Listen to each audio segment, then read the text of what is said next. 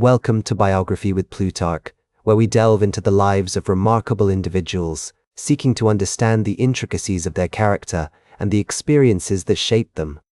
Today, we embark on a fascinating journey through the life of Richard Pryor, a man whose unflinching honesty and unparalleled comedic genius continue to inspire and influence generations. Born on December 1, 1940, in Peoria, Illinois, Richard Pryor's early years were marked by a complex web of challenges and influences that would ultimately forge his unique perspective and artistic voice.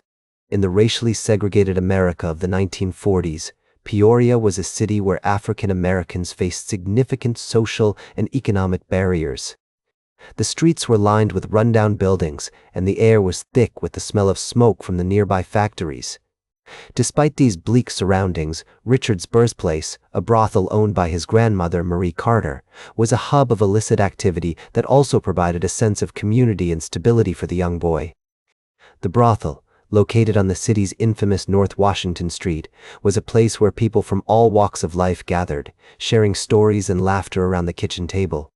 Richard's mother, Gertrude Pryor, worked as a prostitute, while his father, Leroy Pryor, was a boxer and a pimp who later became a bartender. This tumultuous environment, filled with characters from the fringes of society, would later become fertile ground for Richard's storytelling. As a child, Richard navigated a world where the lines between right and wrong were often blurred. He grew up in a neighborhood where poverty, crime, and violence were rampant, yet his grandmother's brothel offered a peculiar sense of security. Marie Carter, a woman of considerable strength and character, played a pivotal role in shaping Richard's early years. She instilled in him a strong sense of self-worth and encouraged his creative expression, recognizing the unique spark that set him apart from his peers. Marie's own life had been marked by hardship and struggle, having grown up in a poor African-American family in the rural South. Despite these challenges, she had managed to build a successful business and create a sense of community in the brothel, which became a sanctuary for Richard and many others. Richard's early education took place at Roosevelt Junior High School, where he began to develop his skills as a performer, often using humor to deflect attention from his troubled home life. His experiences during this period were marked by both cruelty and kindness, as he faced bullying from his classmates while also receiving support from sympathetic teachers who recognized his potential. These formative interactions would later influence his comedic style, which often walked the tightrope between humor and pathos. Richard's teacher, Mrs. Yingst, was particularly instrumental in encouraging his creative talents, recognizing the young boy's ability to make his classmates laugh and providing him with a platform to express himself. The historical context of Richard's early years was one of significant social change. The civil rights movement was gaining momentum, with figures like Martin Luther King Jr. and Malcolm X challenging the status quo and advocating for racial equality. Although these events may have seemed distant to a young boy growing up in Peoria, they would eventually become a backdrop for his own struggles with identity, racism, and personal freedom.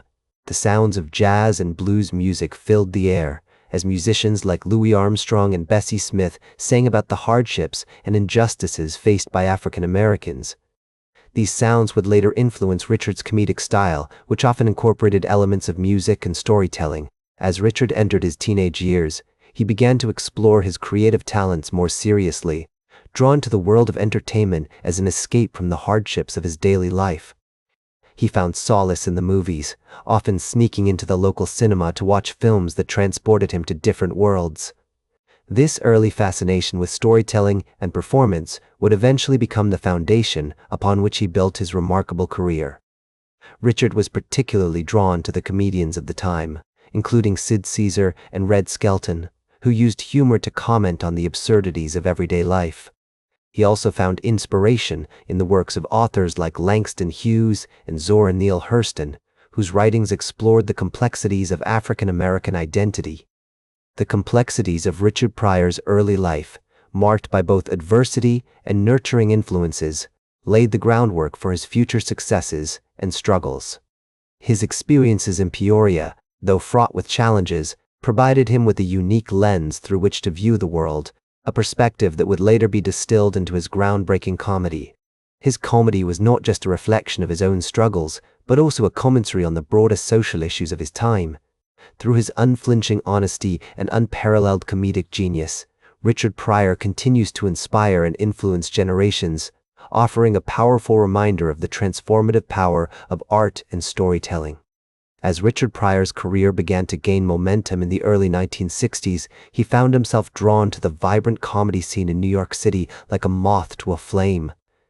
The city's kaleidoscopic streets, filled with the sounds of jazz and the smell of freshly brewed coffee, seemed to pulse with an energy that resonated deeply with Pryor's own creative spirit. It was during this period that he befriended notable comedians such as George Carlin and Mort Sahl, who would later become influential figures in his own development as a comedian. These relationships not only provided Pryor with a sense of camaraderie and belonging, but also exposed him to new ideas and perspectives that would shape his unique style. Pryor's performances at legendary clubs like the Gaslight Cafe in Greenwich Village were akin to a rite of passage, where he honed his craft alongside other rising stars. The dimly lit rooms, filled with the haze of cigarette smoke and the murmur of expectant audiences, became a crucible for Pryor's growth as a comedian. He would often take the stage, his eyes scanning the crowd with a mix of nervousness and determination, before launching into routines that blended elements of storytelling, social commentary, and unflinching honesty. The laughter and applause that followed were like a balm to Pryor's soul, validating his decision to pursue a career in comedy. One notable performance that showcased Pryor's growing talent took place on February 19, 1966, at the Troubadour in Los Angeles.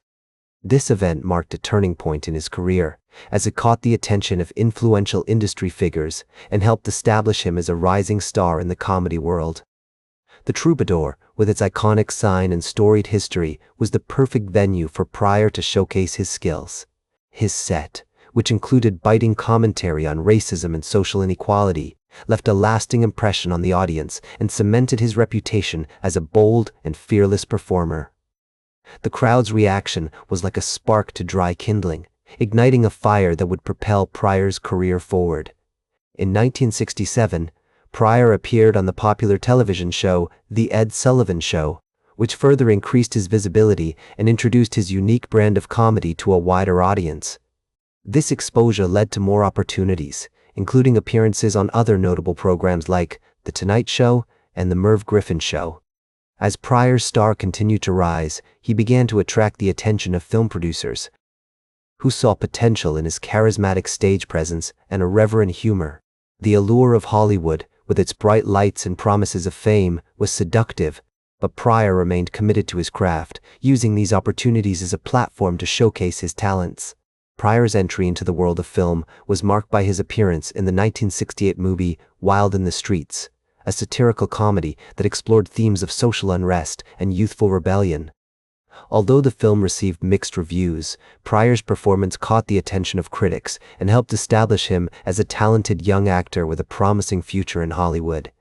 This early success was followed by roles in films like The Busybody, 1967, and Uncle Tom's Fairy Tales, 1968, which showcased his versatility as a performer and his willingness to take on unconventional projects.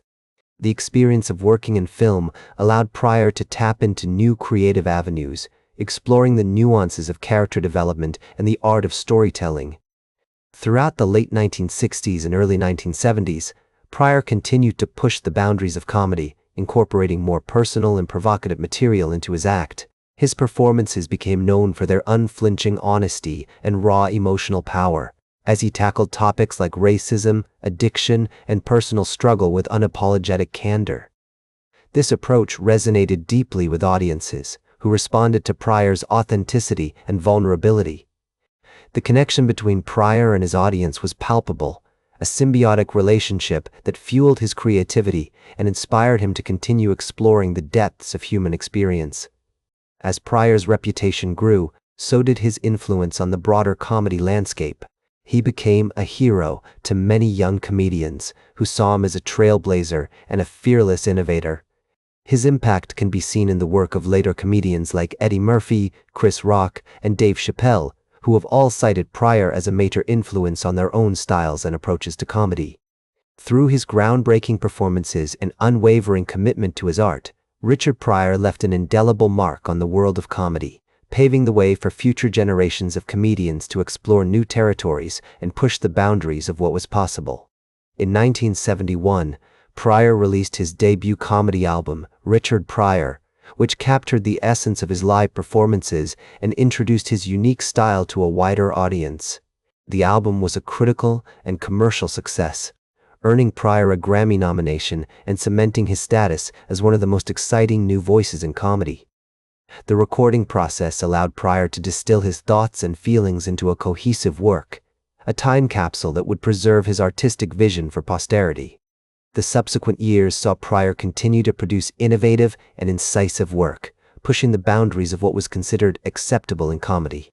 His albums, such as That Nigger's Crazy, 1974, and Is It Something, The First Saeed, 1975, became touchstones for a generation of comedians who sought to emulate his honesty and vulnerability. The impact of Pryor's work extended beyond the world of comedy, influencing filmmakers, writers, and musicians who were drawn to his unflinching examination of the human condition. As Richard Pryor's career continued to soar, he faced numerous challenges in his personal life, including struggles with addiction and health issues that threatened to derail his meteoric rise.